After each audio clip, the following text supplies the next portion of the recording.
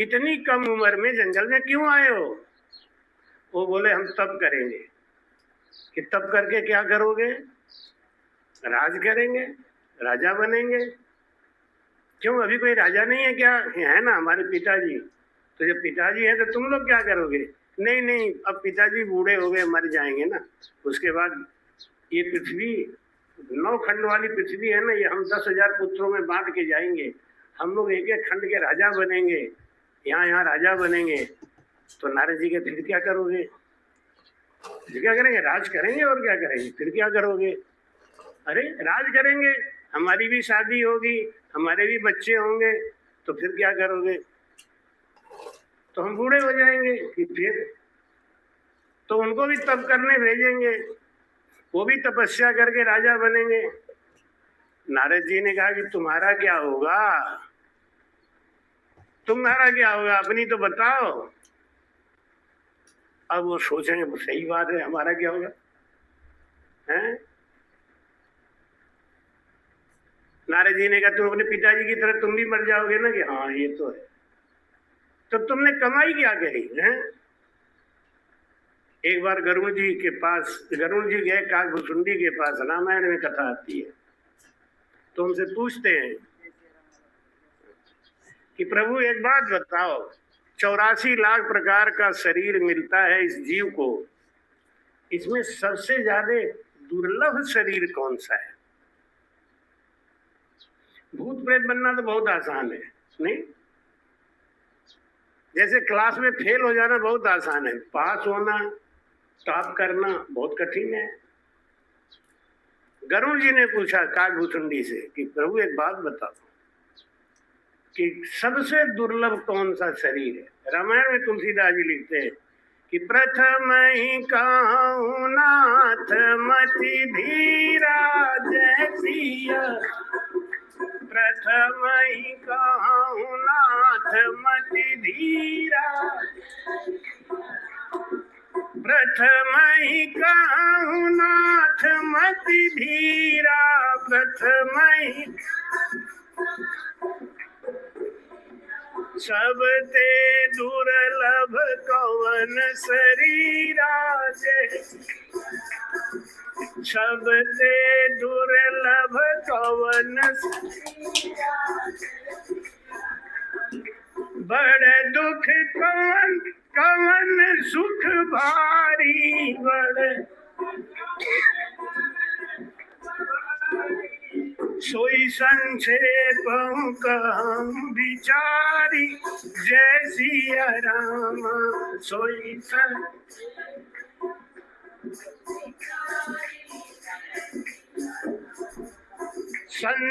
संत मरम तुम जानऊ, असंत मरम तीन कर सहज स्वभाव बखानो, जय सिया राम तीन कर सहज स्वभाव, मंगल भवन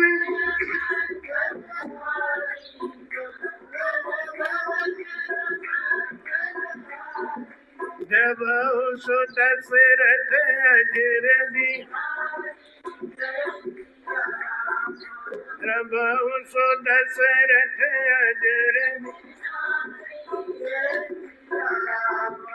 कवन पुण्य श्रुति विदित विशाला, कवन पुण्य श्रुति विदित कहूँ कवन अघ परम कराला, जय सिया कहूँ कवन अघ परम कराला, मानस रोग कहूँ समझाई, मानस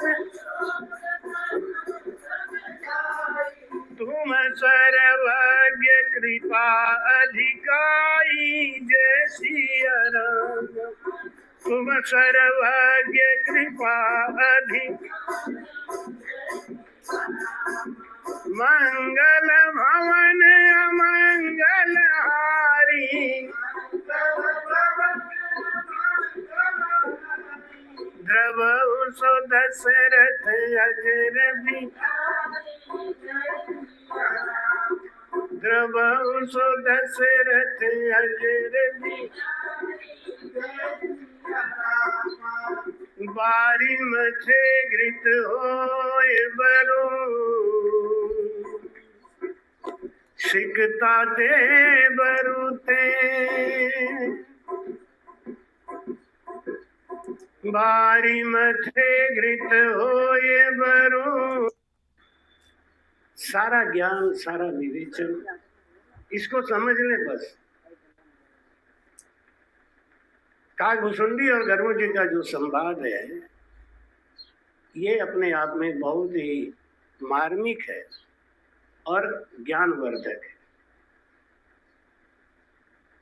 गर्वजी ने ये प्रश्न पूछा था भगवान शिव से, तो भगवान शिव ने कहा कि ये ज्ञान तुम काकभूषुंडी से पूछो, वो तुम्हें समझाएंगे।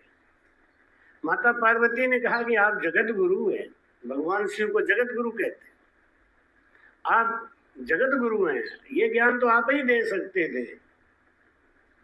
भगवान शिव ने कहा खग जाने खगई की भाषा। ये पक्षी है, इसको मैं कितना भी समझाऊंगा समझ में नहीं है। ऐसे जो मूढ़ प्रकार के जीव होते हैं ना, उनको कितना भी सत्संग सुनाओ, कितना भी ज्ञान सुनाओ, इनमें सुधार संभव नहीं। ये जो मूल प्रकार के जीव हैं ये केवल इस कान से सुनते हैं, इस कान से निकाल देते हैं। वो मनोरंजन, वो सत्संग को भी मनोरंजन समझते हैं। ये सत्संग बड़े भाग्य से मिलता है, राम नाम की संगत बड़े भाग्य से मिलती है, सबके भाग्य में नहीं होता। हम सत्संग में जाते हैं तो वहां पे भी हमको क्या क्या, आजकल तो पहले तो लोग पंखा के लिए तरसते थे, हाथ का पंखा हो जाए तो बहुत बड़ी बात है। फिर लोग बिजली का पंखा सोचने लगे कि ये मिले तो सत्संग अच्छा हो। अब तो लोग कहते हैं एसी चलाओगे तभी सत्संग सुनेंगे, नहीं तो नहीं सुनेंगे। 88,000 ऋषियों को सूत जी महाराज नेमी सारण में कथा सुनाते थे, कोई लाउड स्पीकर भी नहीं था। नहीं 88,000, यहाँ देखो कितने लोग बैठे हो, तब भी इतना पंडाल गिर गया, हाल इतना बड़ा डर जाएगा। यहाँ 88,000 लोग बैठे हैं, वो कहाँ तक बैठे होंगे? हमें तो लगता है कि वो चौक तक बैठेंगे तब भी 88,000 नहीं संभाल पाएंगे। और यहाँ से अकेले सूत जी बोलते हैं, हर बात पे विचार करने वाली है। माइक नहीं था, लाउड स्पीकर नहीं था। आजकल तो संत भी बेचारे क्या करें, माइक खराब है तो बोलेंगे ही नहीं, क्योंकि सबकी कैपेसिटी घट गई ना, सबकी ताकत घट गई, सुनने की ताकत घट गई, बोलने की ताकत घट गई। वरना ये जो बात है, नारद जी ने कहा 10,000 पुत्रों को समझाया कि तुम सब राजा बन के क्या करोगे, मरना ही है ना, तो कुछ तब करो। सबसे दुर्लभ कवन शरीरा, सबसे दुर्लभ कौन सा शरीर है? ये नर्तन। अब काकभूषुंडी जी समझाते हैं कि नर्तन सम नहीं कवनी देहि, नर्तन सम नहीं कवनी, नर्तन सम नहीं कवनी देहि, नर्तन सम नहीं कवनी देहि, जीव चराचर जांचत तेहि, जीव जांचत नरक स्वर्ग अपवर घन सैनी, नरक स्वर्ग अपवर। विज्ञान क्या है? विज्ञान क्या है? ज्ञान के संग वैराग आ जाए तो ये विज्ञान है। हमें ज्ञान तो बहुत है लेकिन वैराग नहीं, ऐसा ज्ञान किसी काम का नहीं। दिन भर हाय बोए में फंसे हैं, हाय हमको ये नहीं मिला, हमको ये नहीं मिला, हमको ये नहीं प्यार किया, हमको ये नहीं किया, हर समय यही हमको ये नहीं किया, हमको ये नहीं किया। कभी हमने ये नहीं सोचा हमने क्या किया। भगवान को भी दोष लगाते हैं, भगवान ने ये नहीं किया, भगवान ने ये नहीं किया। अरे भगवान ने जितना दिया है उतना भी आप संभालने लायक हो या नहीं हो ये भी सोचना पड़ेगा। जितना दिया सरकार ने हमको उतनी मेरी औकात नहीं। स्वर्ग नरक अपवर्ग नशैनी, नरकन पाके क्या किया, खाई चारपाई बस। तो महाराज कहते हैं नारद जी ने समझाया 10,000 पुत्रों को, इतना बढ़िया तन मिला है, स्वर्ग नरक अपवर्ग नशैनी, इतना दुर्लभ शरीर मिला है, इसको कहाँ खर्च कर रहे हो। करमेती बाई ने एक बार केवल अपने दर्पण में अपना चेहरा देखा और उनके मन में आया, हे प्रभु तुमने मुझे इतना सुंदर बनाया, आज तक मैंने अपने स्वरूप को नहीं देखा था। जब पहली बार वो गौना जाने लगा और श्रृंगार करके जब अपने शीशे में चेहरे को देखा तब उसको समझ में आया कि मुझे प्रभु आपने इतना सुंदर शरीर बनाया, इतनी बड़ी बड़ी आंखें दी, इतना सुंदर चेहरा दिया, स्वस्थ शरीर दिया, हम इसको क्या करने जा रहे हैं। घर परिवार में जाके फंस जाएंगे, 4-5 बच्चे होंगे, उनके पालन पोषण करने में कि छोटा वाला नहीं मानता है कि बड़ा वाला नहीं मानता है कि हम इसके संग नहीं रहेंगे, ये नहीं सब कार्य को करने में जीवन बिता देंगे, एक दिन मर जाएंगे, चले जाएंगे। करमेती बाई को बैराग आ गया और उन्होंने मंडप त्याग दिया और भाग के घर से निकल गई। 3 दिन तक ऊंट के पिंजर में बैठ के दिन गुजारा, बिना अन्न लिए, बिना जल लिए। और बदबू आती तो कहती कि 3 दिन 4 दिन का ये बदबू है, इसके बाद तो सब ठीक हो जाएगा। वैसे तो बच्चों ने जो ये कार्यक्रम लिया है अपनी समझ से व्यवस्था बहुत ही अच्छी करी है। हमने कई जगह कार्यक्रम करे, बाहर जा जाके इतनी अच्छी, इतनी सुविधाजनक व्यवस्था कहीं नहीं मिली। फिर भी अगर किसी को नहीं जमता है तो ये उसका दुर्भाग्य हो सकता है, या हम उसके मानसिक स्तर तक नहीं पहुंच पाए, ये हो सकता है। लेकिन ये सोचना है कि हम यहाँ संगत के लिए आए, प्रभु की भक्ति के लिए आए, भजन के लिए आए, हमें अपने भजन की कमाई करनी है। और 5 दिन ये जो हमको मिला है, ये 5 दिन हमको दुख में रह के भी भजन करना है। जो इस उद्देश्य से आए हैं उनका तो कार्यक्रम सफल ही है, आना भी सफल है, किराया भी सफल है, अगर दुख मिलता भी है तो दुख भी सफल है। क्या कह रहे हैं महाराज जी कि बड़ दुख कवन कवन सुख भारी। सबसे बड़ा दुख क्या है शरीर को, और सबसे बड़ा सुख क्या है। नहीं दरिद्र सम दुख जग माही, नहीं दरिद्र सम, दरिद्रता के बराबर कोई दुख नहीं है। लेकिन दरिद्रता किसको कहते हैं ये समझाना पड़ेगा, आगे महाराज जी ने समझाया है। नहीं दरिद्र सम दुख जग माही, और संत मिलन सम सुख जग नाई।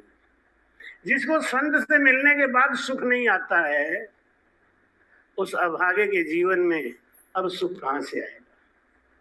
सबसे बड़ा सुख है, कबीर साहब कहते हैं ना, राम बुलावा भेजिया दिया कबीरा रो, राम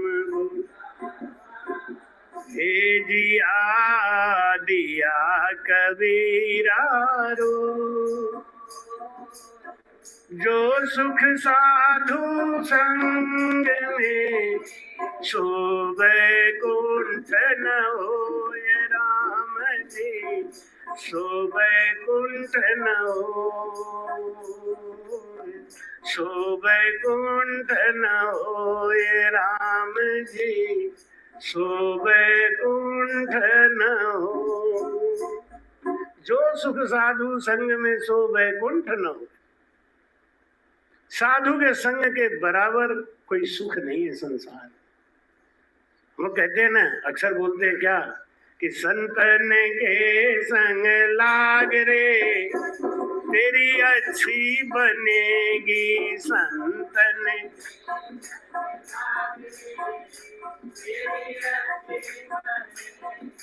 अच्छी बनेगी तेरी बिगड़ी बनेगी,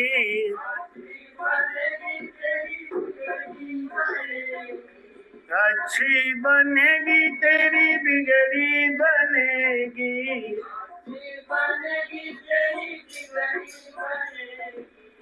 संतन के संग लाग रे तेरी अच्छी बनेगी। थोड़ा उठाओ, नीचे करो, कुछ करो, सीधा सीधा लेकिन साधुन के संग लाग रे तेरी ध्रुव की बनी प्रहलाद की बन गई, ध्रुव की बनी प्रहलाद की बन गई, ध्रुव की हरि सुमिरन सुलाग रे तेरी अच्छी बनेगी, हरि सुमिरन तेरी अच्छी बनेगी, संतन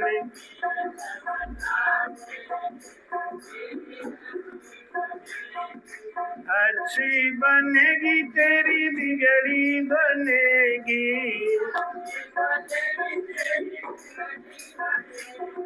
संतन के संग लाग रे हंसा की गति हंसा जाने,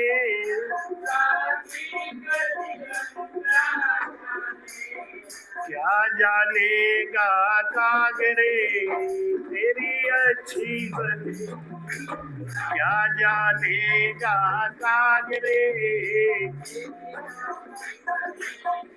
संतन के संग, संतन के संग लाग रे,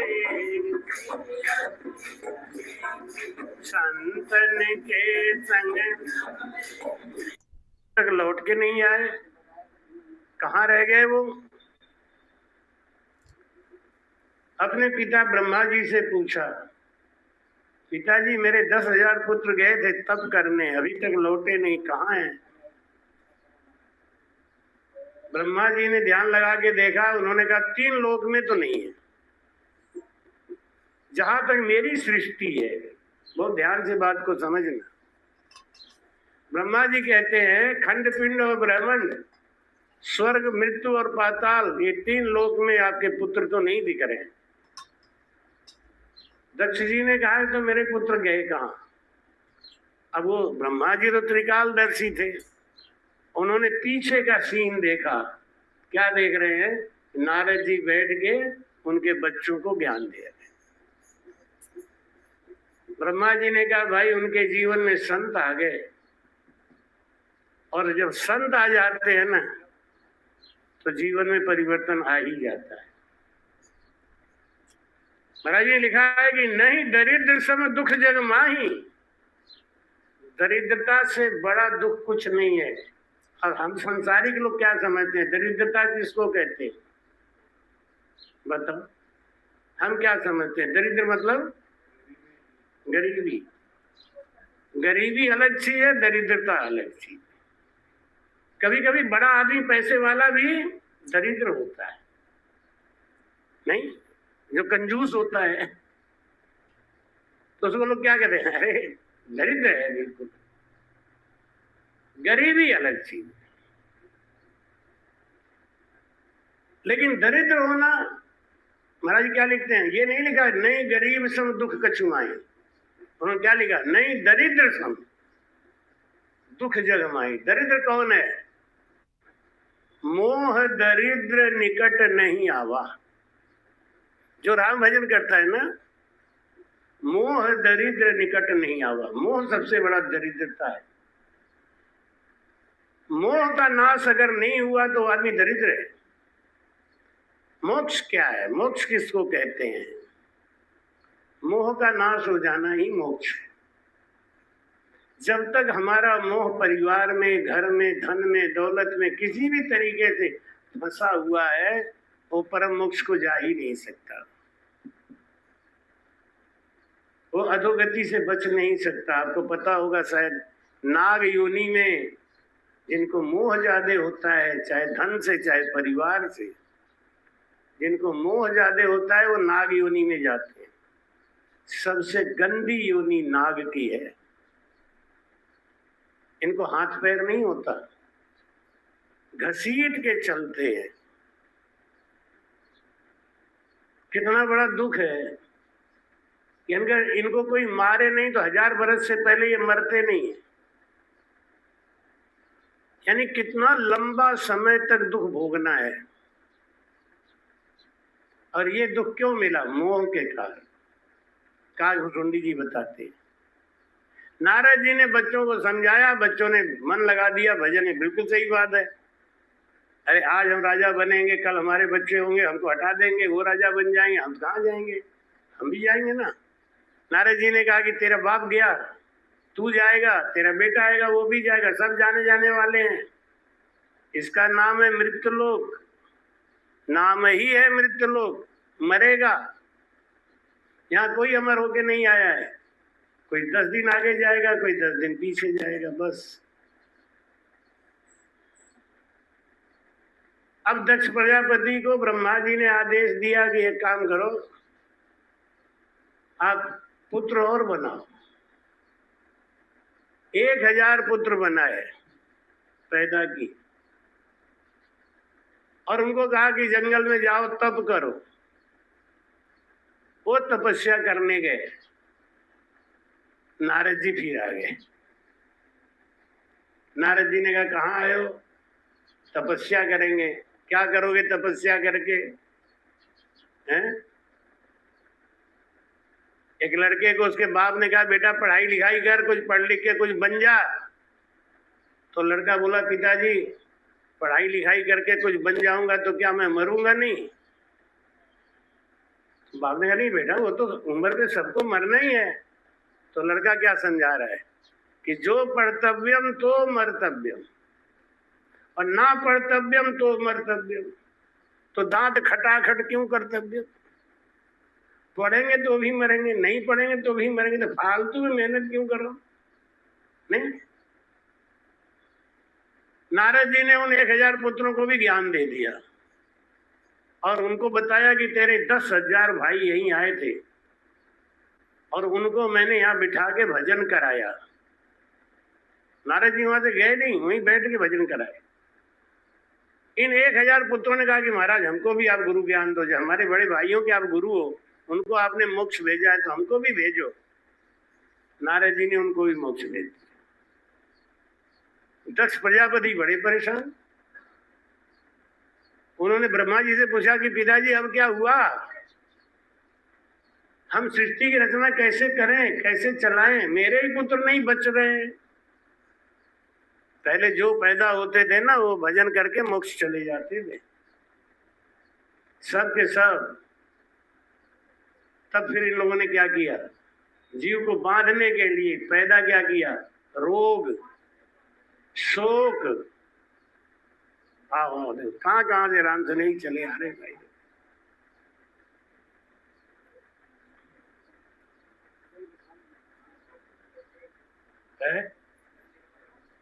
भटक गए? कोई बात नहीं, रास्ता भटक गए कि ज्ञान से भटक गए? हाँ तो कोई बात नहीं, रास्ता भटके तो बोलो राम।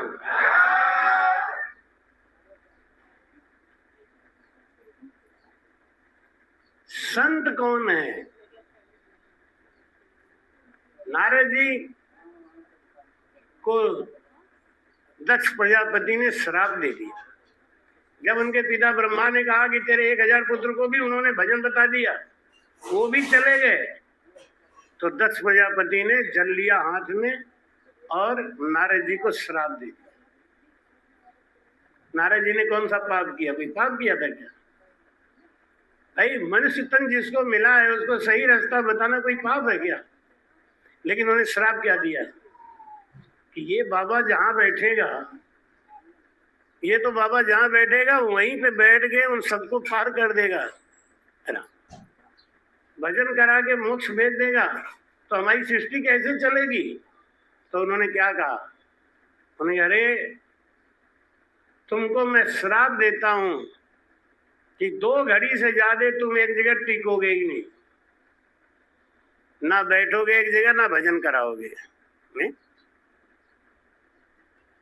संत सहाई दुख परहित लागी, संत सहाई दुख परहित लागी। जो दूसरों को सुख देने के लिए दुख उठाता है वो असली संत है। हमारे बीच में अगर कोई संत है तो इस समय आपकी माता जी है।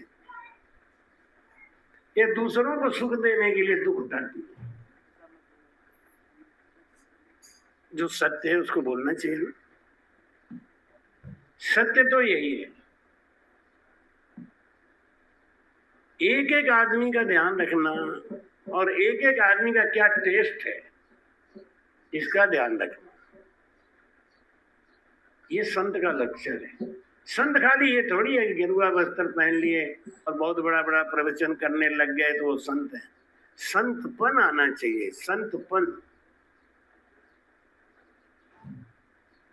क्षमा, शील, संतोष। और सबसे बड़ी बात जो रामायण में लिखते हैं कि संत सहाय दुख पर हित लागी। दूसरों को सुख देने के लिए जो अपने को दुख झेल देता है वो संत है। क्योंकि अपना पेट हाहू और नगीनू काहू, ये तो दुनिया में होता है। और जब दक्ष प्रजापति ने श्राप दिया, जब दक्ष प्रजापति ने श्राप दिया तो नारद जी बड़ा खुश हो गए कि धन्य हुआ, आपने ये श्राप नहीं दिया बल्कि न जाने कितने जीवों का उद्धार करा दिया। पहले मैं एक जगह बैठ के ज्ञान देता था, अब मैं आपके श्राप की वजह से रुकूंगा ही नहीं।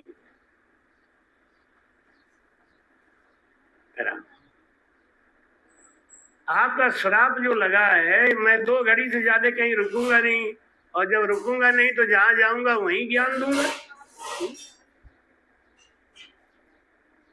एक जगह क्या हुआ, एक गांव में एक संत गए।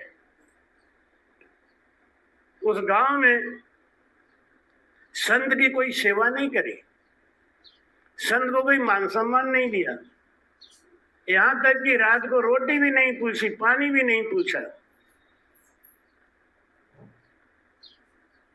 बड़ा अपमान मिला। जब सवेरे संत जाने लगे तो उन्होंने कहा, हे प्रभु, इन गांव के लोगों को चीनी के लड्डू की तरह बांध के रखना, प्रभु इनमें इतना प्रेम बना के रखना कि कहीं इधर उधर भटके नहीं। चेले ने सोचा, देखो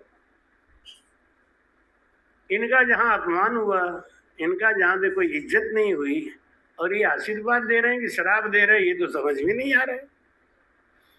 कह रहे हैं कि चीनी के लड्डू की तरह बांध के रखना है इनको।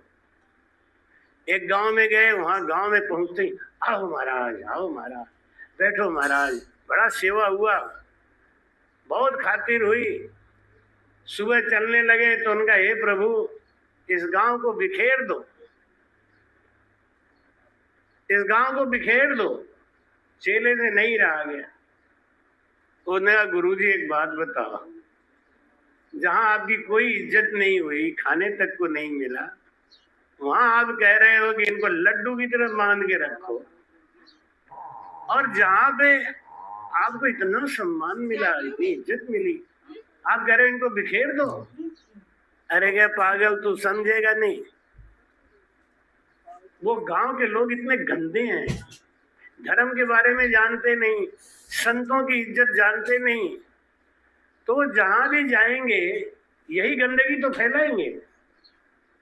जहां जाएंगे सबको असंत बना देंगे, सबके अंदर अश्रद्धा भर देंगे। इनको बांध के रखे रहो हे भगवान, इनको बिखेरना मत, कहीं जहां भी जाएंगे गंदगी फैलाएंगे। लेकिन उस गांव में जहां बहुत इज्जत हुई, वो गांव के एक एक आदमी बहुत कीमती है, वो बिखरेगा नहीं। गुणवंता घर में रहे तो 3 चीज की हानि, गुण घटे, अवगुण बढ़े, और लोग न माने कान। गुणवंता घर में रहे तो 3 चीज की हानि। गुरुजी ने क्या कहा कि इस गांव के लोग एक एक से सब गुणवंता हैं, और वो जहां जाएंगे वहां भक्ति का प्रचार करेंगे। हमारे गुरुजी बाबा माधवदास जी महाराज हमसे कहते थे, पब्लिकली कहते थे, खुल के। जब इनको भेज दिया तो बोले कि तुम दोनों जहां जाओगे हीरा बरसेगा, और सतगुरु सुखराम जी महाराज जी की मेहर तुम्हारे ऊपर है, खूब सेवा करना, ये उनका आशीर्वाद था। और आज भी ऐसा ही होता है। तो राम जी कहते हैं कि जहां जाओगे तो तुम ऐसे ही करो। और मैंने ये देखा है क्या कि जब पत्थर होता है, जिस जहां पे भक्ति का बीज नहीं होता, वहां पे राम जी हमको भेजते हैं, और हम और ये दोनों जा जाके वहां जुताई करते हैं, गुड़ाई करते हैं, मट्टी नरम बनाते हैं, मुलायम बनाते हैं, बीज डालते हैं, और जब पौधा बड़ा होने लगता है, फल खाने का समय आता है, तो राम जी हटा देते हैं। तब वहां पे ठलुआ आके बैठ जाते हैं। नहीं, कई जगह हुआ, अपने नाम क्या बताना, लेकिन आप मेरे जीवन में देखेंगे ना, तो मुझे राम जी पहले वहां भेजते हैं। जैसे भोजीपुरा में आपकी माता जी जा जाके कितनी सेवा करी, कितना शाखा बढ़ाया, और बढ़ते बढ़ते, और जब वो पेड़ बना, पराश्रयी आके बैठ गए। आजकल तो जितना ठडुआ है वो सब वही जा रहे। कारण क्या है? वो जितना करवाना होगा राम जी करा लेंगे, उसके बाद में क्या बनना, अब चलो इधर चलो, चलो इधर चलो, एक ही जगह फंसे रहते तो क्या होता।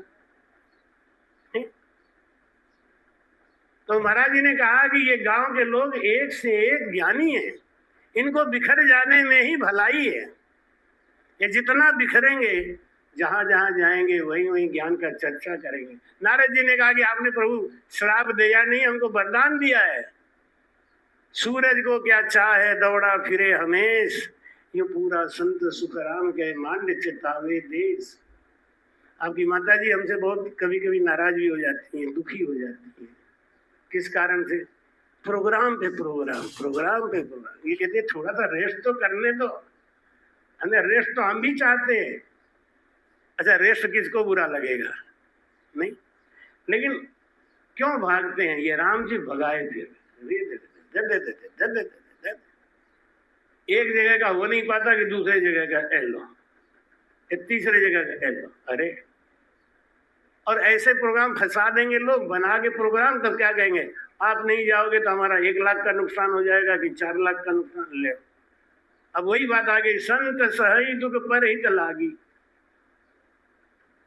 अब दुख तो सहना ही पड़ता है ना, क्योंकि उनको खुशी मिलती है। अब उनको खुशी मिलती है तो दुख तो सहना ही पड़ेगा। तो भाई कहते हैं कि नारद जी ने क्या दियो श्राप सयो ऋषि नारद, भूर की पांव पसारिया, 3 लोक में फिर डारी, के ताई जीव उधारिया। बोलो राम। नारद जी ने उस श्राप के कारण तीनों लोगों में घूम घूम के ज्ञान देना चालू कर दिया। जहां जाए वहीं राम भजन, राम कीर्तन, राम कथा। अब कोई चेते या नहीं चेते, संत का काम है बीज डालना, वो बीज डालते ही रहते।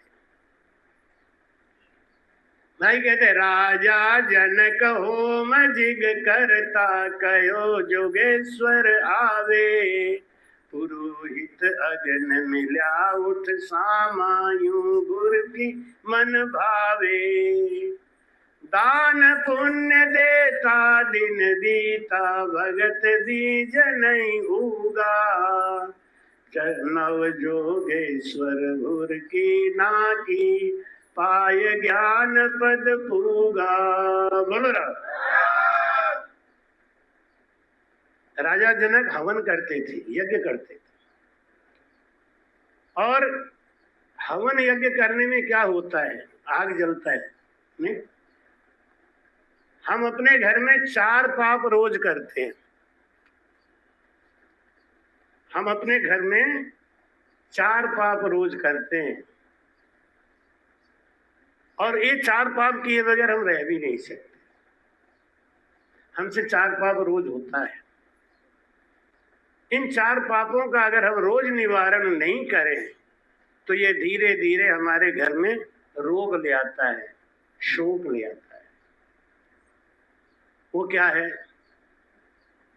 चक्की, ओखली, चूल्हा और झाड़ू। ये 4 पाप हमसे रोज होते हैं। आपने देखा होगा जैन समाज के लोग जो है वो मुंह बांध के रखते हैं ना, क्यों? क्योंकि हवा में कीड़े मकोड़े उड़ेंगे तो मुंह में जाएंगे, मरेंगे तो हत्या होगी, यही इसीलिए ना। हवा में कीड़े मकोड़े हैं, इसका मतलब है ना। तो जब आप आग जलाते हो तो कीड़े मकोड़े जलते हैं कि नहीं? ये पाप है। लेकिन बिना रोटी बनाए खाए नहीं, खाएंगे क्या? बिना आग जलाए रोटी बनेगी नहीं। रोटी बनाना है तो आग जलाना पड़ेगा, आग जलाना पड़ेगा तो कीड़े मकोड़े मरेंगे ही मरेंगे। एक पाप ये होता है। दूसरा पाप क्या होता है? झाड़ू। जो हम झाड़ू लगाते हैं ना, आजकल तो लीजॉल वाले टीवी पे प्रचार करते हैं 100% बैक्टीरिया बाहर देता है।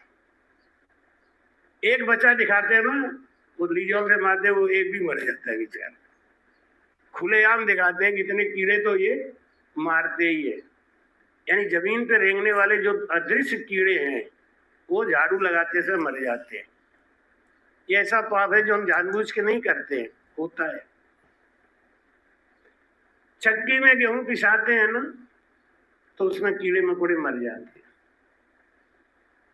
और ओखली, जो मिक्सी में चटनी उटनी बनाते हैं आजकल, तो पहले ओखली आता था, आजकल मिक्सी आ गया है। ये 4 पाप हमसे रोज होते हैं। अगर इनका निवारण नहीं करें तो यही बढ़ते बढ़ते बढ़ते बढ़ते घर में एक दिन चोरी हो जाएगी, या घर में आग लग जाएगी, या घर में ऐसी बीमारी आ जाएगी जो छूटेगी ही नहीं। क्योंकि वो पाप, छोटे छोटे जो पाप थे ना, वो बढ़ रहे हैं। इनका निवारण हमको रोज करना चाहिए। क्या? पहला निवारण क्या? किसी आवारा गाय को, पशु को रोटी देना चाहिए। पहली रोटी गाय को, दूसरी रोटी किसी बाबा जी को, किसी मंदिर को कुछ दान पुण्य करना चाहिए। तीसरा, जो कुत्ते होते हैं ना, आवारा कुत्ते, अपने घर वाले नहीं, आवारा कुत्तों को कुछ खिलाते पिलाते रहना चाहिए।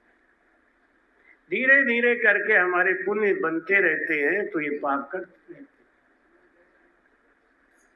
तो राजा जनक होम जिग करता, राजा जनक जो थे ना, ये क्या करते थे?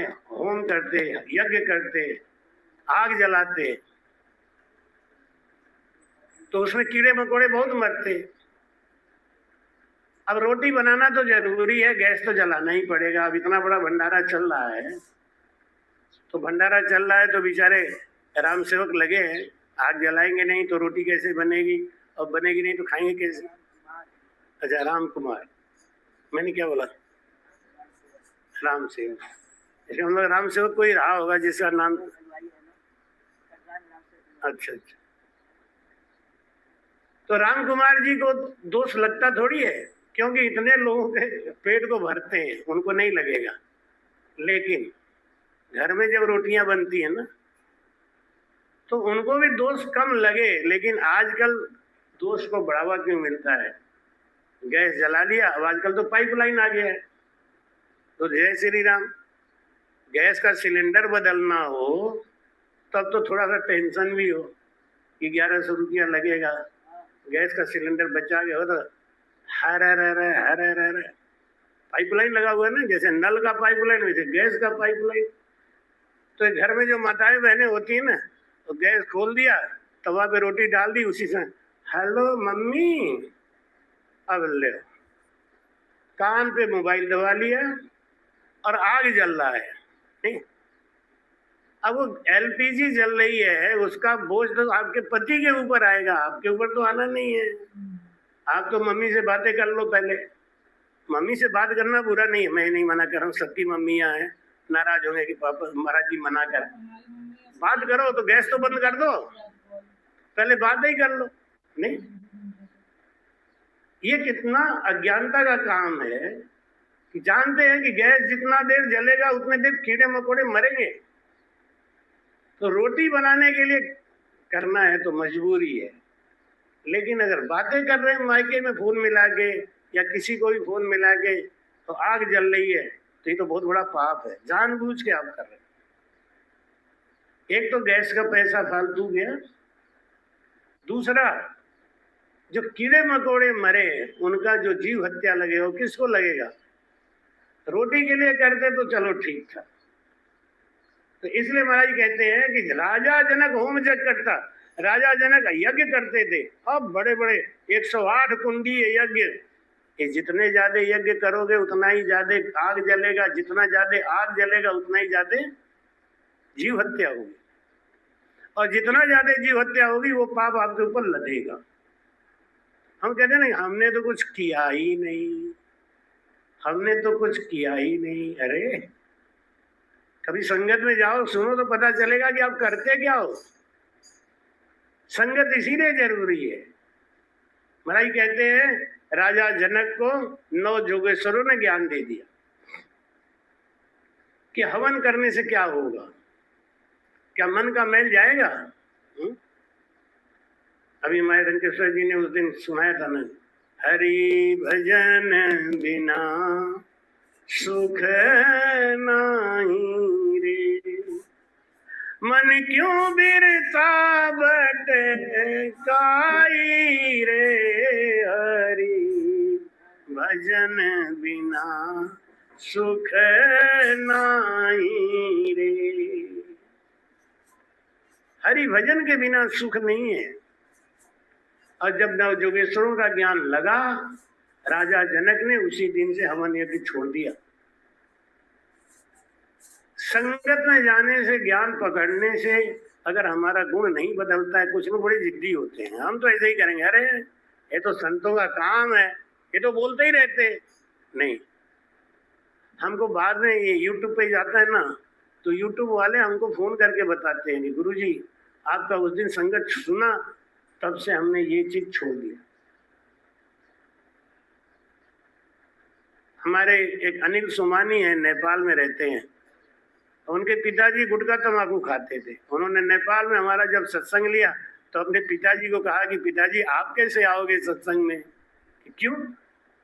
तो महाराज जी है ना, ये नशा पत्ता करने वालों को तो आने ही नहीं देते हैं, बहुत नाराज होते हैं, और आप मेरे पिता हो, आप संगत में नहीं आओगे तो कैसा लगेगा? मेरे संगत में जाने से 2 महीना पहले उन्होंने छोड़ दिया, हमसे मुलाकात भी नहीं हुई। और नशा छोड़ने के बाद वो आए थे नेपाल, हमको लेने आए। तब उन्होंने हमको बताया कि महाराज जी ये बहुत गुटखा तंबाकू खाते थे, लेकिन जब से आपका कार्यक्रम लिया तो मैंने इनको बोला और इन्होंने छोड़ दिया। कितना बड़ा काम हो गया।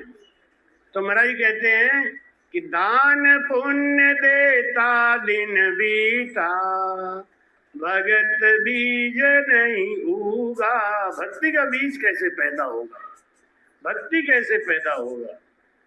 उसके लिए महाराज कहते हैं पहले शांति सरोवर में नहाया करो,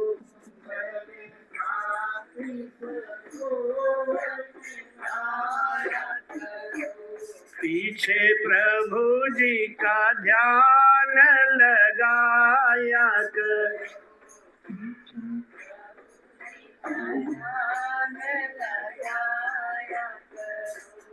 पहले शांति सरोवर में नहाया करो,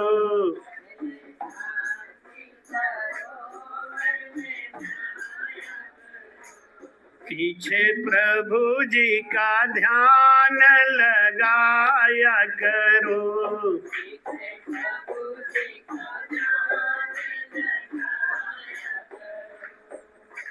शांति समान कोई तीर्थ नहीं जग में,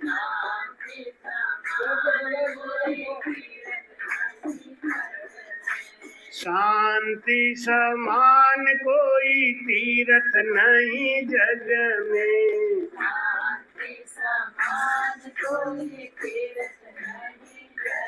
चाहे दिन भर डुबकी लगाया करो,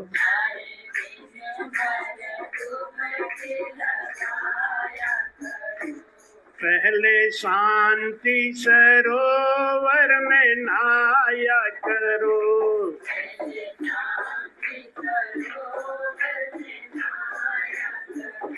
पीछे प्रभु जी का ध्यान लगाया करो,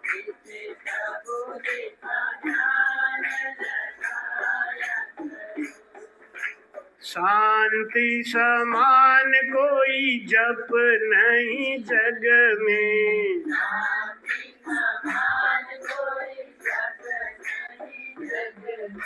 शांति समान कोई जप नहीं जग में,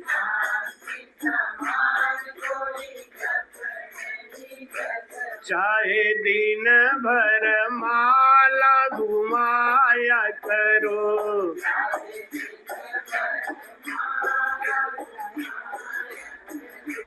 पहले शांति सरोवर में नहाया करो,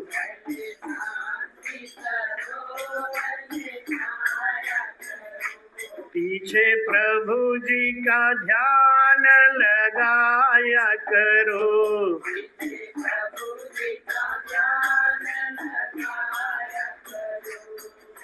शांति समान कोई पूजा नहीं जग में,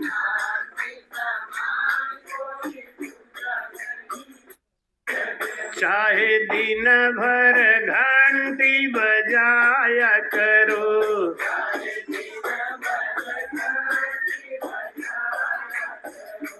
पहले शांति सरोवर में नहाया करो,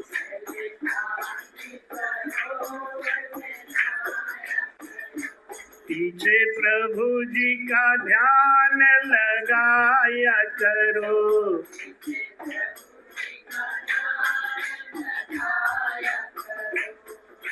शांति समान कोई तप नहीं जग में,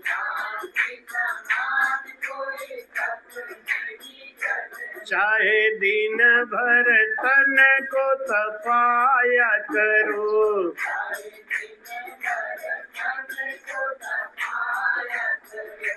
पहले शांति सरोवर में नहाया करो,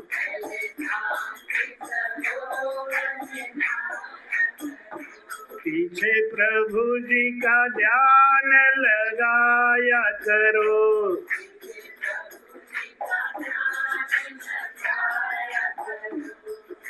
शांति समान कोई दान नहीं जग में, चाहे दिन भर माया। भक्ति नहीं कर रहा है, खाली भक्ति का ढोंग रचा रहा है। निवचलन विनम्रता, जिसके अंदर विनम्रता नहीं है, छोटा बनने का अभिमान बना रहे, हम छोटा हैं, ये बात अभिमान अच्छा है। मीठी बोली, न्यूचलन विनम्रता। अभिमान बुरा नहीं है, अभिमान किस बात का कर रहे हैं उसका वो बुरा है। एक अभिमान होता है सात्विक, एक अभिमान होता है तामसिक, और एक अभिमान होता है राजसिक। तामसिक अभिमान बहुत खतरनाक है, लेकिन सात्विक अभिमान होना चाहिए। हमारे गुरु महाराज ऐसे हैं, ये भी तो अभिमान है ना। हमारे गुरुजी ऐसे हैं, ये भी अभिमान है, लेकिन ये अभिमान सात्विक, ये अभिमान अच्छा है, होना चाहिए। अभिमान है लेकिन वो सात्विक है कि राजसिक है कि तामसिक है, ये देख। ऐसे पूजा पाठ भी हम करते हैं, सात्विक, राजसिक और तामसिक। हर काम में 3 गुण है, हर काम बुरा नहीं है। ये नहीं कि ये काम बुरा है, ये काम बुरा है, ये काम बुरा है, एक नहीं। अगर सात्विक है तो अच्छा है। अगर कोई मर गया, उसके सिरहाने जाके बैठ गया, मंगल गा रहे हैं, तो गाना गाना ये क्या है? ये बुरा तो है ही है। कोई मर गया हो, वहां बैठ के आप गाना गाओ तो अच्छी बात है क्या? नहीं। लेकिन हम उस जीव के कल्याण के लिए गा रहे हैं, मंगल गा रहे हैं, ये सात्विक है। हम मनोरंजन के लिए नहीं गा रहे, हम उसको दुख देने के लिए नहीं गा रहे, उसके कल्याण के लिए गा रहे। ये जीव जब जाता है ना, तो जाने के बाद में इसकी 4 गतियां हो सकती हैं। परिवार वाले चाहे तो बना दें, तो वो आपके अपने हाथ में है। तो उसमें सात्विक, राजसिक, तामसिक है। ऐसे भक्ति में भी महाराज, जब शांति समान कोई दान नहीं जग में, चाहे दिन भर माया लुटाया करो। ये तो एक बार क्या हुआ, कुछ डाकुओं ने वेश्याओं को बुलाया नाच गाना के लिए, तो वेश्याएं आई, नाच गाना होने लगा, खूब धन दिया। डाकू तो उनके धन की क्या कमी है, जहाँ कहीं और लूट लेंगे और लूट लेंगे, खूब धन दिया। जब नाच गाना खत्म हो गया, खूब धन दान दौलत दे दिया। जब वो जाने चले गए तो दूसरे रास्ते से आके डाकुओं ने घेर लिया। ए क्या माल है रे, निकाल सब। अरे महाराज, ये माल तो आपने ही दिया। यहाँ दिया, वो मेरा धर्म था, लूटना मेरा कर्म है, निकाल। पहले शांति सरोवर में नहाया करो, नहीं शांति समान कोई दान नहीं जग में। माया दिया है क्यों? कि धर्म था भाई, बुलाया है तो देंगे, और लूटना हमारा कर्म है। तो ये कोई पूजा पाठ थोड़ी हुआ, ये कोई भक्ति नहीं हुई। तो महाराज जी कहते हैं, वेद व्यास का सुत सुख देवा, गृह तज बन बसाया, आगम निगम झूठ जग जानियो, गुर की तेज बधाया। बोलो राम। वेद व्यास जी का पुत्र सुखदेव जी महाराज, ये पिछले जन्म में तोता थे। राम कथा सुनने से इनके तोता की योनि छूट गई। हम लोग भी बड़े आराम से कथा सुनते हैं, और आजकल तो अमरनाथ की गुफा में जाने का बड़ा होड़ भी लगा हुआ है। मौसम खराब है, गवर्नमेंट कह भी रही है कि मौसम खराब है, मत आओ, लेकिन जाएंगे नहीं, क्योंकि वहां तो मोक्ष हो जाएगा ना। क्योंकि वहां दर्शन करने से मोक्ष हो जाएगा। ये नहीं सोचते कि मोक्ष हुआ क्यों। जब नारद जी ने माता पार्वती से कहा कि माता जी आप इतनी सेवा करती हो भगवान शंकर की, लेकिन ये आपसे कपट करते हैं, झूठ बोलते हैं, आपसे कुछ बातें छुपा के रखते हैं। माता पार्वती ने कहा, ऐसे मत बोला करो हमारे पति के बारे में। अपने पति की निंदा सुनना और अपने गुरु की निंदा सुनना, ये दोनों बहुत ही घातक होते हैं। अपने पति की निंदा करना या सुनना बहुत घातक है, ये बहुत बड़ा पाप हो जाता है।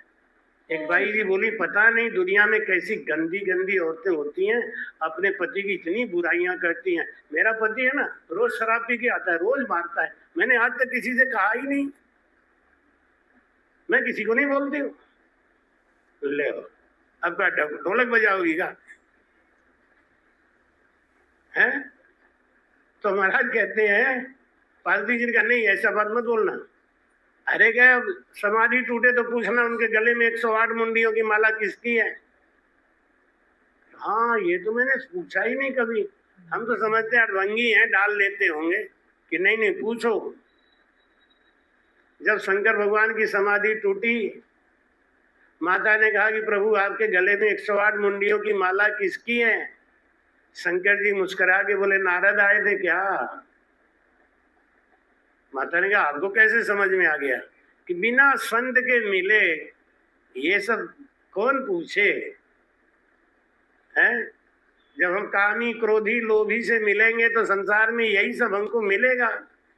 क्रोधी का संग करेंगे क्रोध बढ़ेगा, लोभी का संग करेंगे लोभ बढ़ेगा, जिसका संग करेंगे वो तो हमें बढ़ना ही बढ़ना है।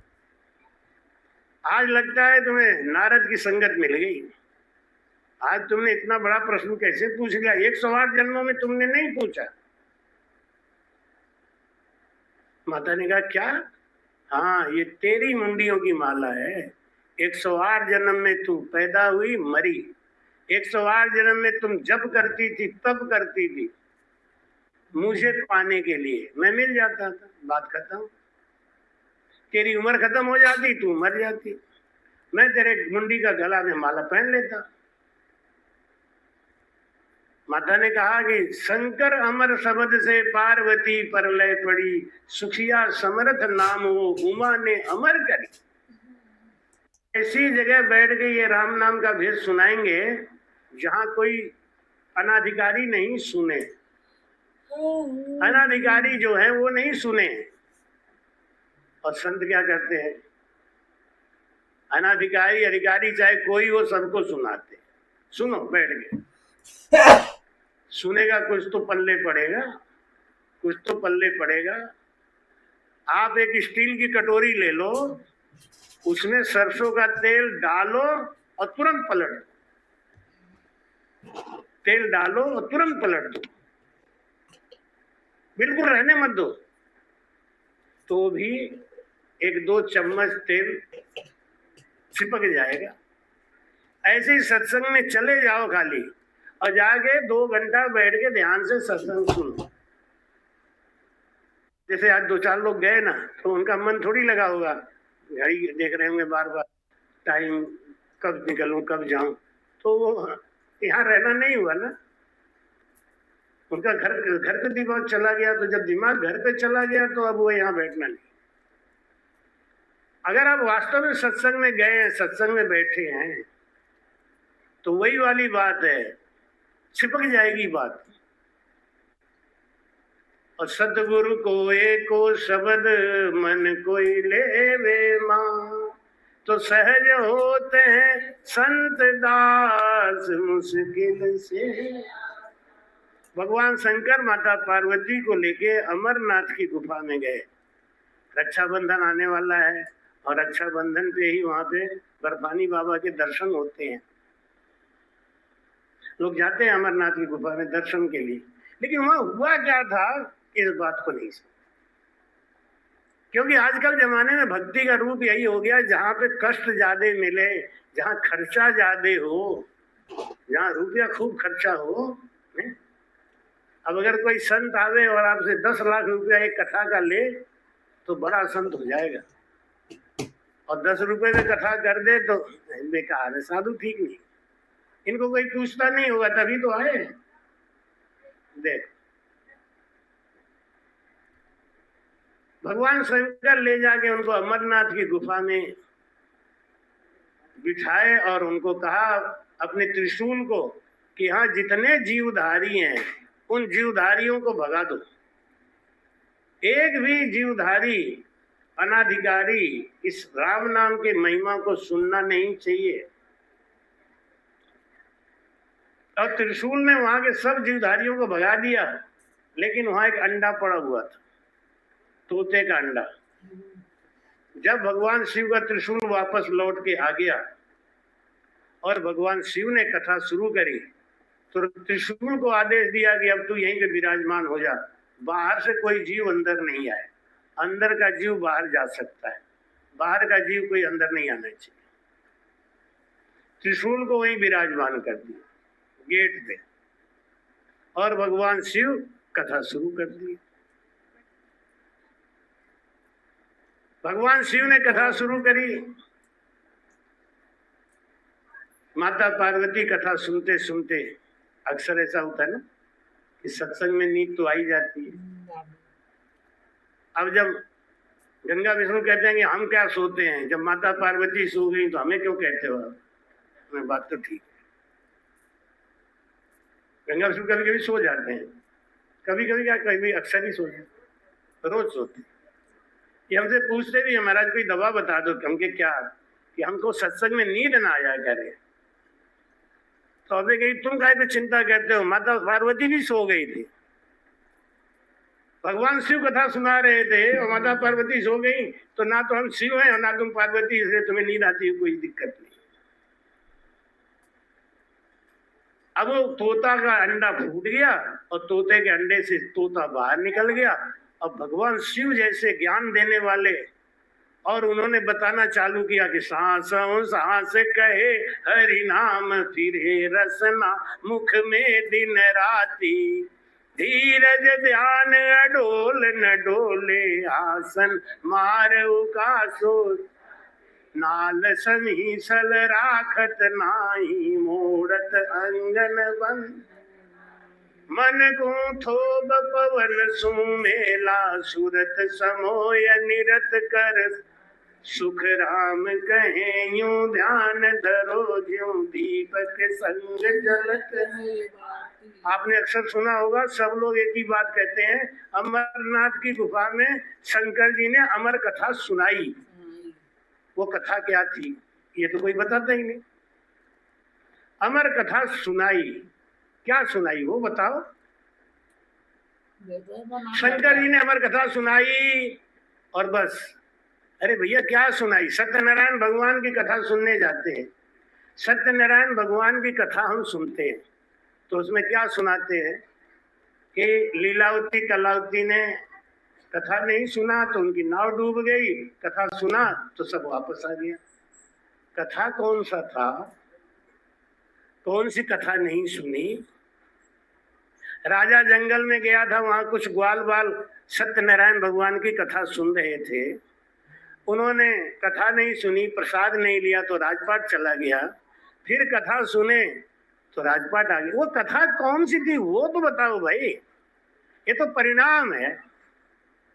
और यही होता है, चाहे सत्यनारायण भगवान की कथा हो चाहे कोई कथा हो, कथा हो रही है। क्या कथा हो रही है? ये तो किस्सा सुना रहे हो, कहानियां सुना रहे हो।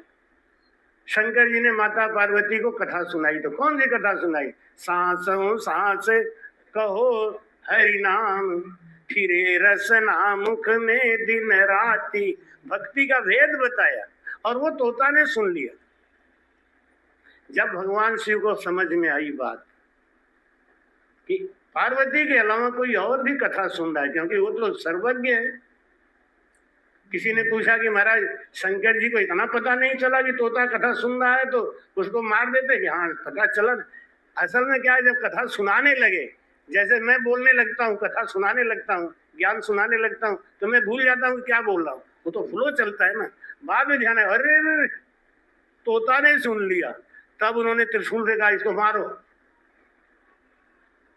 लेकिन कथा सुनने का इतना फल हो गया कि तोते की योनि छूट गई। यहाँ रोज रोज सत्संग होता है, एक आदमी का गुण नहीं बदलता महाराज, व्यवहार नहीं बदलता है। ऐसा कथा ऐसा संगत सुनने से क्या फायदा है? गुण नहीं बदला, स्वभाव नहीं बदला, तो रोज रोज संगत सुनने से भी क्या फायदा है? टाइम वेस्ट करो बिना बात के। तोते के लिए जब त्रिशूल फेंका भगवान शिव ने, मार डालो इसको। अब ये नहीं सोच रहे कि अमर कथा तो आपने ही सुना दी है, नहीं हो गया है। जो अमर कथा सुन लिया वो मरेगा क्या है? क्या मरेगा? शरीर। माया मरी न मन मरा, मर मर गया शरीर। आशा तृष्णा ना मरी, कह गए दास कबीर। ये राम नाम का भजन करने से क्या होता है? शरीर तो सबका मरना ही है, ये मृत लोग है, यहाँ छूटना ही है। लेकिन मरना क्या है? हमारी आशा, हमारी तृष्णा, हमारी वासना, ये नहीं बढ़ता। और ये बिना भजन के होगा नहीं। जो कथा सुनाई, वो तोते का शरीर छूट गया और सूक्ष्म रूप से आके व्यास जी की पत्नी माता तारा के मुख में गर्भस्थ हो गया। वेद व्यास का सुत सुख देवा, सुखदेव जी महाराज 12 साल तक गर्भ में बैठ के भजन किए। कुतर्की लोग होते हैं ना, कहते हैं महाराज 12 साल का बच्चा तो इतना बड़ा हो जाता है, तो पेट में कैसे रहे सुखदेव जी महाराज? अब आप लोग बता सकते हो 12 साल पेट में कैसे रहे? 12 साल कैसे हो गए? बढ़े नहीं हो क्या? नहीं बढ़े। क्यों नहीं बढ़े? बढ़ता कब है? जब हवा लगे, सूरज की रोशनी लगे, ये 5 प्रकृति जब मिलते हैं ना, तब शरीर बढ़ता है। पेट में नहीं बढ़ता। पेट में 9 महीने तक जितना बढ़ना होता है बढ़ लेता है, बस। अब उसके आगे नहीं बढ़े। 12 साल तक ज्ञान बुद्धि सब बनी रही, बाहर ही नहीं निकले। देवताओं ने आगे कहा कि प्रभु बाहर आओ, माता को दुख क्यों दे रहे हो?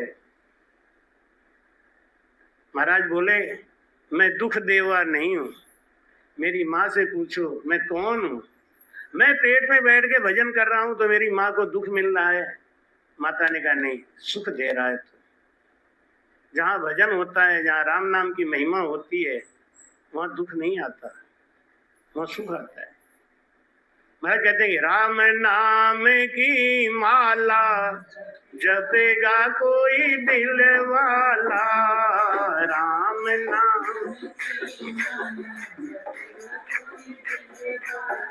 ये सत्संग वाला प्याला पिएगा कोई, सत्संग वाला प्याला पिएगा। ये राम नाम की माला जपेगा कोई, ये माला गौराने फेरी नी, ये माला गौराने फेरी, मिल गए डमरू वाला जपेगा कोई दिलवा, मिल गए डमरू वाला जपेगा कोई, राम नाम की माला जपेगा कोई दिल वाला, राम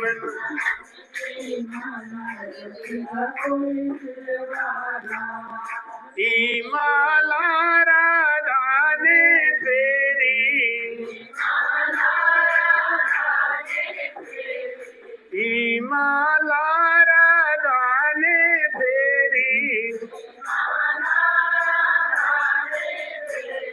राधा जी ने फेरी, राधा जी ने फेरी, मिल गए मुरली वाला जपेगा कोई दिल वाला, मिल गए मुरली,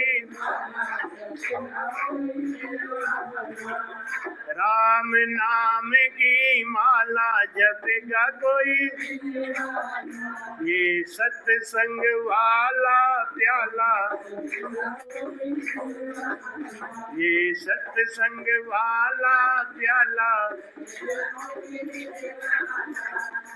की माला सीता ने फेरी,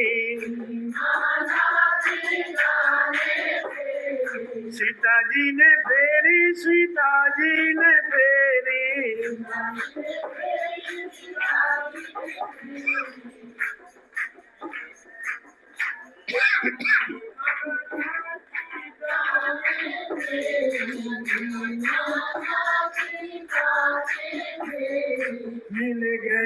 दशरथ लाला जपेगा कोई, मिल गए दशरथ लाला जपेगा कोई, राम नाम की ये सत्संग वाला, ये सत्संग वाला,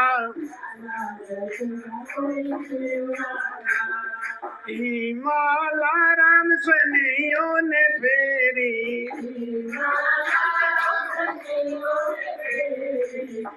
माला राम सनियों ने फेरी, मिल गए सतगुरु आला।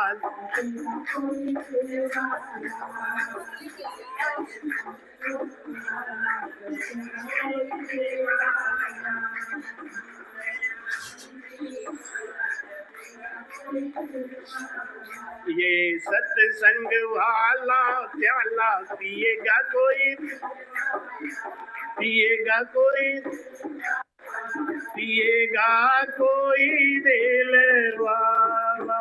बोलो राम। सुखदेव जी महाराज 12 साल के बाद में गर्भ से बाहर आए। आते ही उन्होंने मोह को छोड़ दिया, वनवास को चले गए, जंगल को चले गए। व्यास जी पीछे पीछे भागे, बेटा रुको, बेटा सुनो, मैं तुम्हारा बाप हूँ, ये तेरी माँ है, मुझे छोड़ के कहाँ जा रहे हो? सुखदेव जी महाराज बोले, मुझे सब याद है। पिछले जन्म में मैं पक्षी था, तोता था। जिस राम नाम के पराक्रम से मेरा वो तोते की योनि छूट गई, 84 कट गई। माला श्वासों श्वास की फेरे कोई निज दास, तो 84 भटके नहीं, कर कर्मा को नाश। बोलो राम। ये जीव जब शरीर छोड़ता है तो इसको 84 लाख शरीर मिलते हैं, एक नहीं, दो नहीं, 1000 नहीं, लाख नहीं, 84 लाख शरीर मिलता है। और वो 84 लाख शरीर को भुगतते भुगतते भुगतते ये नर्तन मिला है। शुरू में मैंने कहा था कि सबते दुर्लभ मनुष्य शरीर, सबसे दुर्लभ है नर्तन जो आज मिला हुआ है। और इसमें भी आगे अगर हमने ज्ञान से भक्ति नहीं करी तो समय तो आता ही जा रहा है, एक दिन छूट जाएगा। फिर क्या पश्चाताप करने से फायदा होगा? अब ये नर्तन मिलेगा नहीं, फिर ये नर्तन नहीं, सांस तो मिलेगा।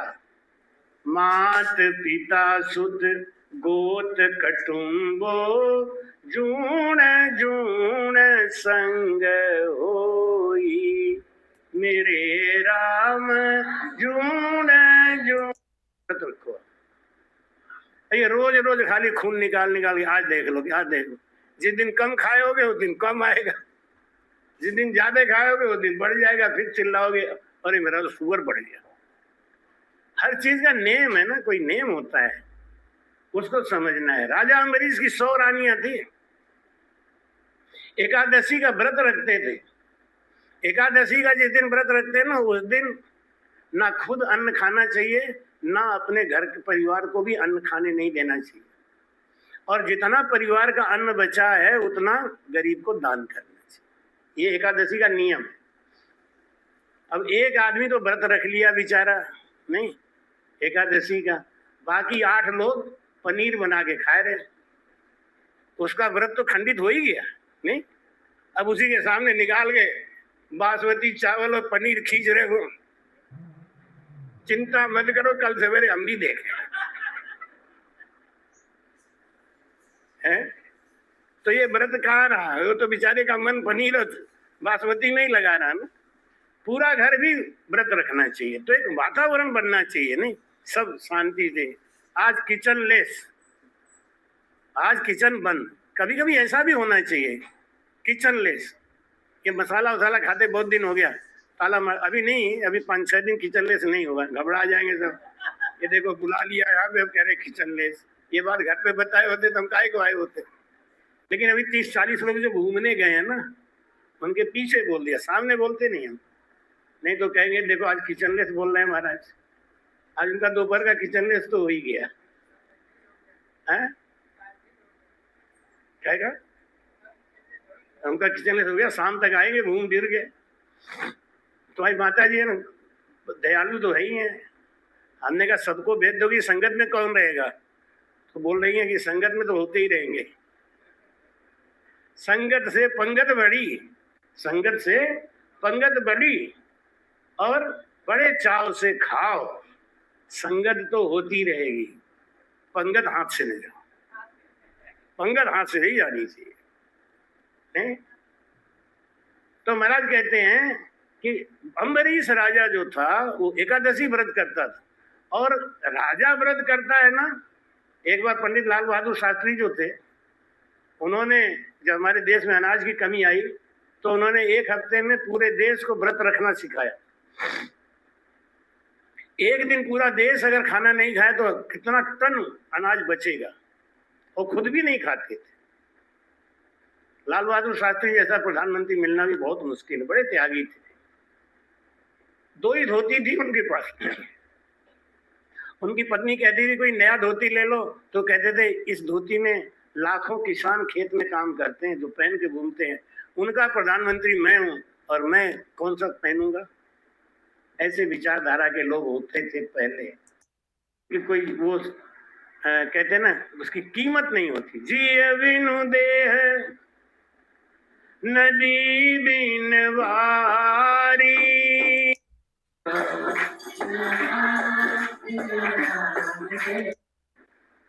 सो शिव धर्मी। असली शिव भक्त कौन है? असली शिव भक्त वो है जो शिव भजते हैं, उसको भज। शिव जी राम राम भजते हैं और हम शिव जी को ही भजने लगते हैं। नहीं, गुरु जी ने कहा बेटा राम राम कहो, और वो क्या करने लगे? गुरु जी गुरु जी गुरु जी गुरु जी गुरु जी गुरु जी। अरे गुरु जी ने जो कहा वो सुनो ना। हम लोग क्या करते हैं, गुरु जी को मानते हैं, गुरु जी की नहीं मानते। रामायण को मानते हैं, रामायण की नहीं मानते। माता पिता को मानते हैं, माता पिता की नहीं मानते।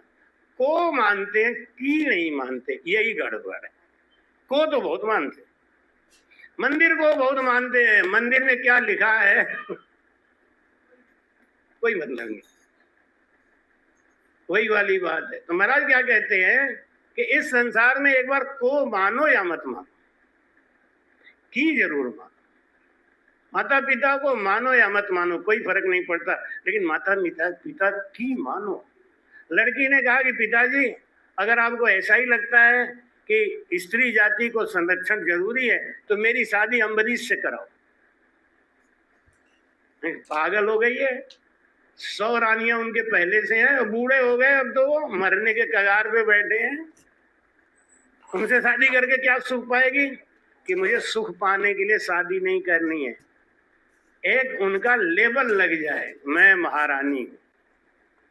सुरक्षा हो गई अपने आप। जिसके ऊपर राजा का मुहर लग जाए, नहीं क्या कहते हैं ना, दुल्हन वही जो पिया मन भावे। नहीं, दुल्हन तो वही कहलाएगी ना। पति को पसंद ही नहीं तो फिर काहे का दुल्हन है।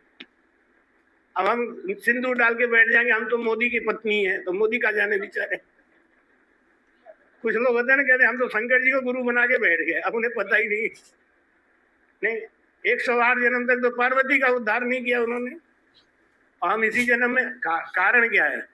दूसरे को गुरु बनाएंगे तो घर बुलाना पड़ेगा, दक्षिणा देना पड़ेगा, खिलाना पड़ेगा, और ये गुरु ऐसे हैं खाएंगे पिएंगे चट करके भाग जाएंगे। शंकर जी ठीक है, खाते पीते कुछ नहीं है। नहीं, चढ़ाओ चढ़ाओ मत चढ़ाओ। एक शराबी था, तो वो रोज उसका नियम था, पहले शराब पीता था, नहा धो के पहले शराब पीता था। जब टुन हो जाता था तब शंकर जी की पूजा करने जाता। उसका नियम था, जब टुन हो जाए तो शंकर जी की पूजा करने जाता।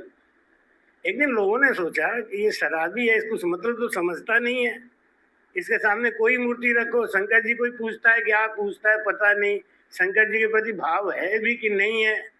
तो एक दिन क्या किया लोगों ने, वहां पे गणेश जी की मूर्ति रख दी, शंकर जी की मूर्ति हटा दी। वो शराबी आया, शराब पी के, तो लोगों ने कहा देखो देखो, इसको मूर्ति वूर्ति से मतलब नहीं है, खाली पूजा करना इसका रूटीन है, जो पी के टुंड हो जाता है। वो आया पी के टुंड होके, जैसे जैसे करता था, अगरबत्ती घुमाई, धूप बत्ती लगाया, शंख बजाया, घंटा बजाया, लोग समझ गए कि इसको होश नहीं है। आज तो शंकर जी है नहीं, फिर भी ये वही काम कर रहा है जो शंकर जी के समय करता है। चलते समय बोला, हे लल्ला ध्यान से सुन ले, अपने बाप को बोल देना कि मैं आया था।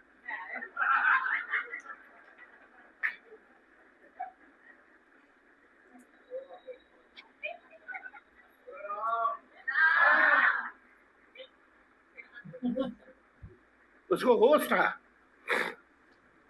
पूजा शंकर जी करता, लेकिन गणेश जी को उसने तिरस्कार नहीं किया, उन्हीं के बेटा है, तो पूजा पाठ तो बड़े प्रेम से किया। सब कुछ करने के बाद वो, ये लल्ला बाप को बोल देना मैं आया था। पुजारी समझ गए एक बात है, प्रेम तो है इसको, है? शंकर जी को माने या नहीं माने, शंकर जी की मानता है। उस लड़की ने कहा कि मैं अम्बरीश से शादी इसलिए नहीं करना चाहती कि वो बूढ़ा हो गया कि जवान हो गया, मुझे केवल संरक्षण चाहिए। पंडित जी ने जाके कहा अम्बरीश से, राजा साहब मेरी जवान कन्या है, भजन करती है, वो आपसे शादी करना चाहती है। अम्बरीश राजा बड़ भागी, सत्य एक व्रत नारी। 100 रानियां थी, लेकिन महाराज यहाँ लिख रहे हैं सत्य एक व्रत नारी। एक स्त्री को उन्होंने स्वीकार किया। उन्होंने क्या कहा, अरे भाई मैं बूढ़ा आदमी हो गया, पहले से मेरी 100 रानियां हैं, मैं शादी करके क्या करूंगा, आप इन सब चक्करों में मत फंसाओ हमें। कि नहीं नहीं, वो मेरी लड़की है ना, वो पूजा पाठ करने वाली है, वो आपसे किसी सुख की इच्छा नहीं रखती, उसको संरक्षण चाहिए, और आपके संरक्षण में वो भजन पूजन कर सके, इतना तो आप कर सकते हो, एक जीव का कल्याण कर सकते हो, ये तो कर दूंगा। राजा अम्बरीश ने हाँ कर दी शादी के लिए, शादी के लिए हाँ कर दी, शादी हो गई। अब आप तो जानते हो ना कि 100 रानियां पहले से थी। एक गाना आता है, सवतिया चूनों को बुरी लागी। चूना मतलब जानते, आटा का, आटा की कोई औरत बना के रख दो ना, वो भी ईर्ष्या हो जाता है उससे। नहीं, एक बार राजा बीरबल से बोले, नहीं वो राजा साहब को बादशाह की पत्नी ने कहा, बादशाह की पत्नी ने कहा कि आप मेरे पति, मेरे भाई को आप बहुत कम तनख्वाह देते हो।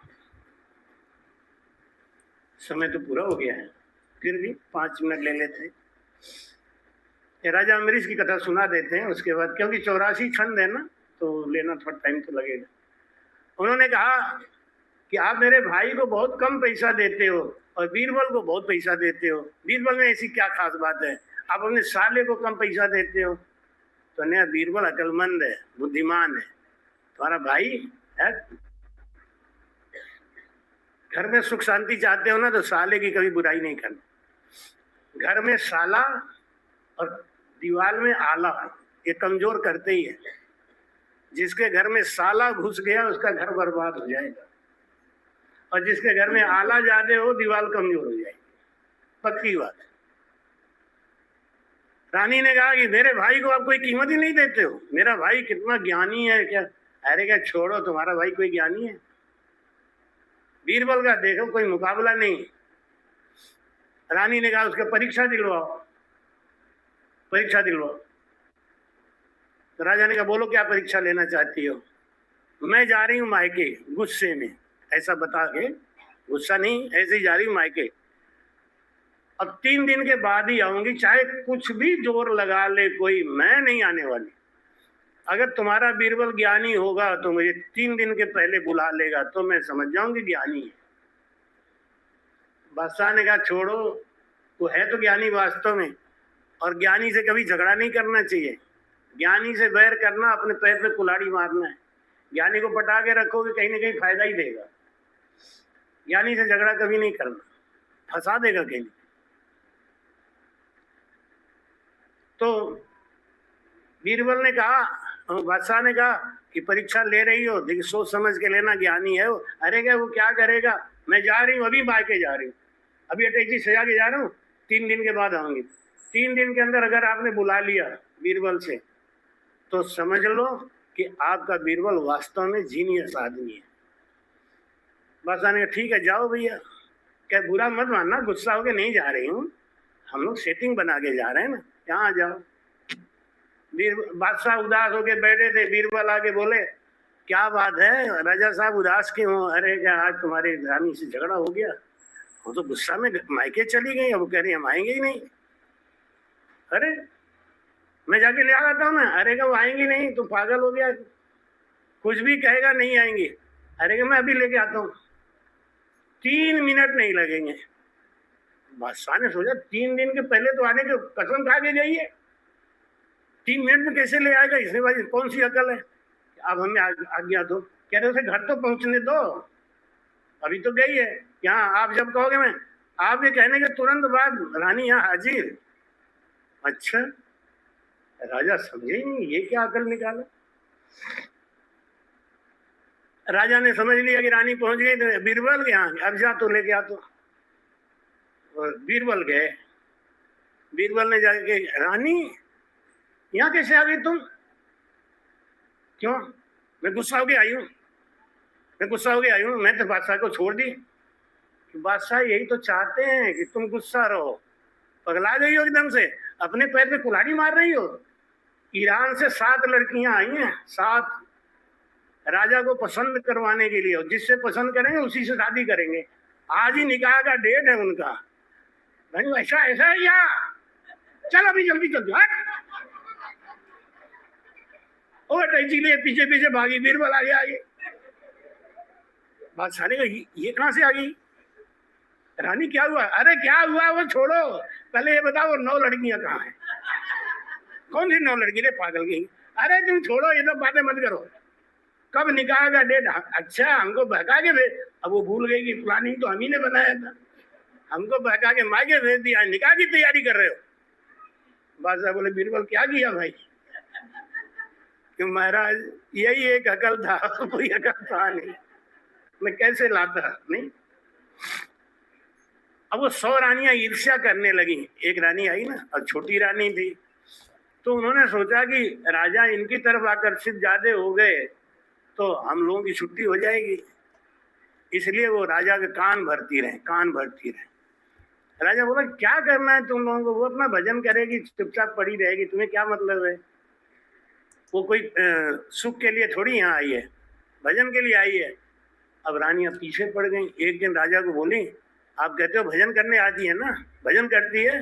रात के 12 बजे उनके कमरे से मृदंग और ताल की आवाज आती है, मजीरा बजता है, उनके घर में नाच गाना होता है। आपने तो कह दिया कि वो महल दे दिया हमने, महल में रह रही, वहां महल में क्या हो रहा है आपको कुछ पता है? राजा ने कहा मुझे नहीं पता। अरे झड़त है